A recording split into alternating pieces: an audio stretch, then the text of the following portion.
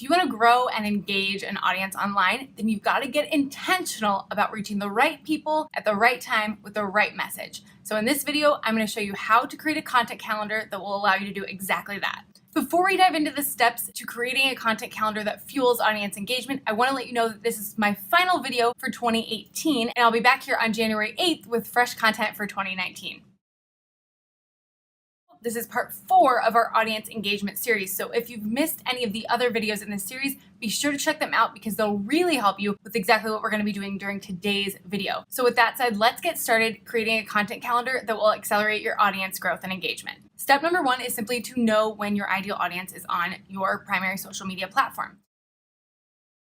So in this video, we're going to be working primarily on reaching the right audience on social media, but you can apply many of these principles to your other content platforms as well. But for this step, we're just going to focus on that primary place, that primary social media platform where you're most often engaging with your ideal audience. So whatever that platform is for you, just identify it, and then you want to navigate to your insights on that platform. Now, there's a lot of different ways to be tracking this. If you're scheduling your posts for whether it's Facebook, Twitter, Instagram, whatever, you can probably access some of your insights in that scheduling tool. I know that for my own preferred platform, which is Instagram, they've got some great audience insights directly in the platform. So I'm going to show you how to navigate there. If Instagram is your preferred platform, then you can simply follow these steps. If you are most often on Facebook, Twitter, or another platform, then all you need to do is Google how to go about finding your audience insights on that particular platform. So if you want to follow the steps to get to your audience insights in Instagram, you can follow these steps now as long as you have an Instagram business profile. So you just open up the app and then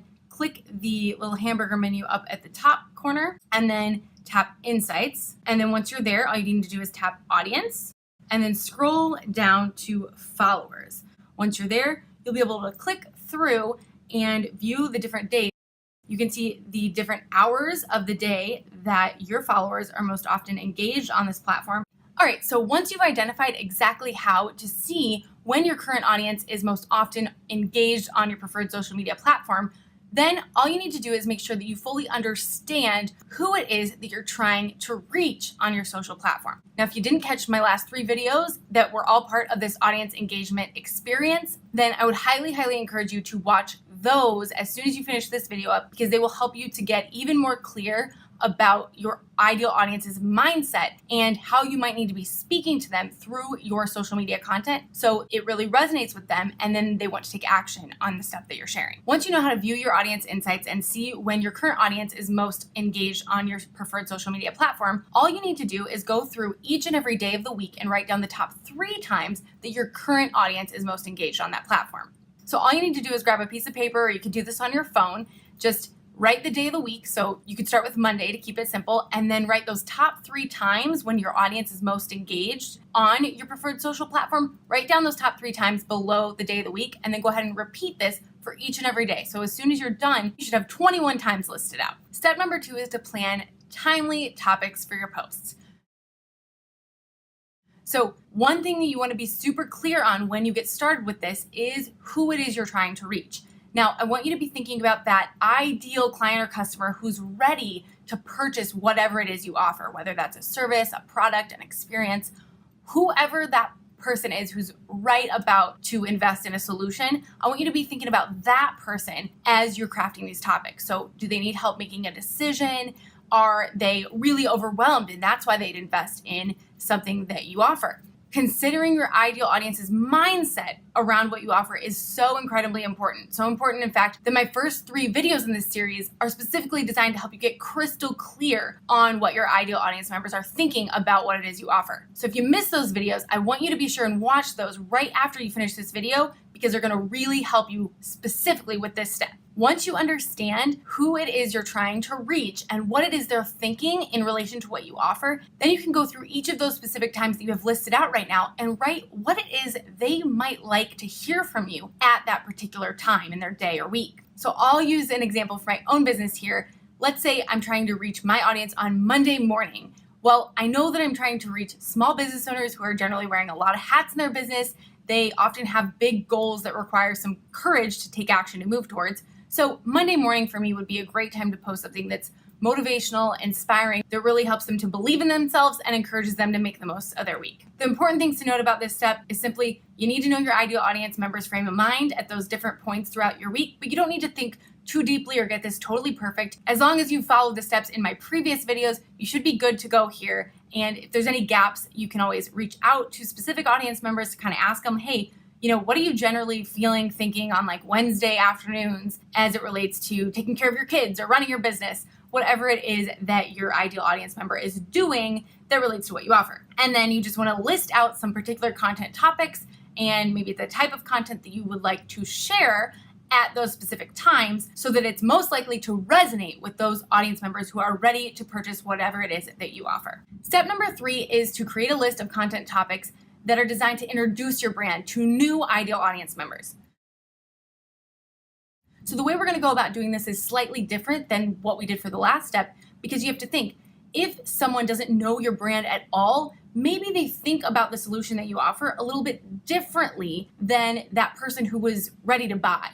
And then for each and every day of the week, at just the top time each and every day, I want you to list out a topic that would resonate with that person who doesn't know anything about your brand and maybe isn't super familiar with the solution that you offer. So a few great content topics to consider might be things you would need to teach someone who doesn't know much about the solutions that you offer. Or maybe even fringe topics that are sort of related to the subject matter of what you offer, but they're kind of on the outskirts of that particular topic. So a great example here would be if you are a personal trainer, maybe these are nutrition topics that would be on the fringes, or workout wear that would be on the fringes. These would be great examples of fringe topics that are still somewhat related to what it is that you provide people, which is probably great workouts and fitness routines, but they're not specifically about fitness. Creating and sharing this additional list of 7 topics is going to help your brand to reach more new people while speaking their language so that they stay engaged and eventually understand more about the solutions your business provides. Step number 4 is simply to write down 2 different things you're going to want to promote in your business over the next month or so. This could be a product, an experience. Maybe you have really revamped your offers for 2019 and you want to announce this to your audience on social media.